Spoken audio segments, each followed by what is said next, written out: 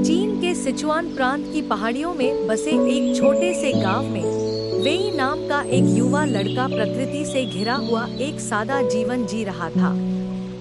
वेई आश्चर्य से चौंक गया क्योंकि उसने छोटे जीव को देखा। यह एक बच्चा पांडा था जो कुछ महीने से अधिक का नहीं था।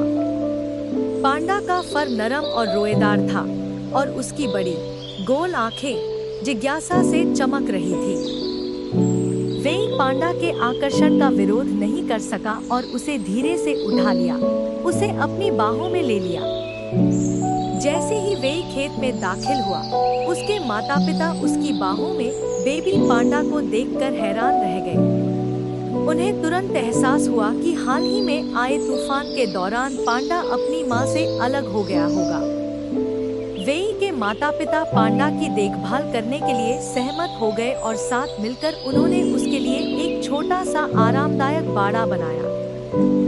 लिंग को वेई के साथ खेलना, लाठी का पीछा करना और पेड़ों पर चढ़ना बहुत पसंद था।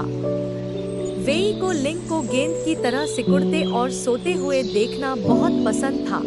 उसके छोटे-छोटे पंजे सपने देखते हुए हिलते रहते थे। ग्रामीण अक्सर शिशु पांडा को देखने के लिए खेत पर आते थे और वेई गर्व से लिंग की नवीनतम हरकतों को दिखाते थे।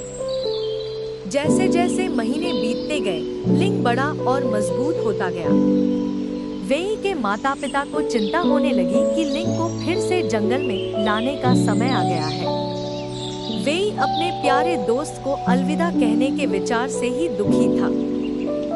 हालांकि वेई के माता-पिता ने उसे आश्वस्त किया कि लिंग के भविष्य के लिए यह सबसे अच्छा निर्णय था।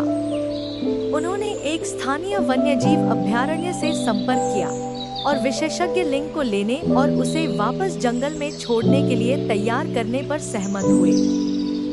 लिंग के जाने का दिन आ गया और वेई अपने प्यारे दोस्त को अलविदा कहते हुए भावुक हो गया। लिंग ने वेई की उदासी को महसूस करते हुए वन्यजीव विशेषज्ञों द्वारा ले जाने से पहले आखिरी बार अपनी छाती को सहलाया।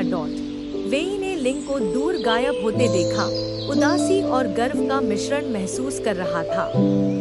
वह जानता था कि उसने लिंग को जीवन में सबसे अच्छी शुरुआत दी है और उनका बंधन हमेशा के लिए बना रहेगा।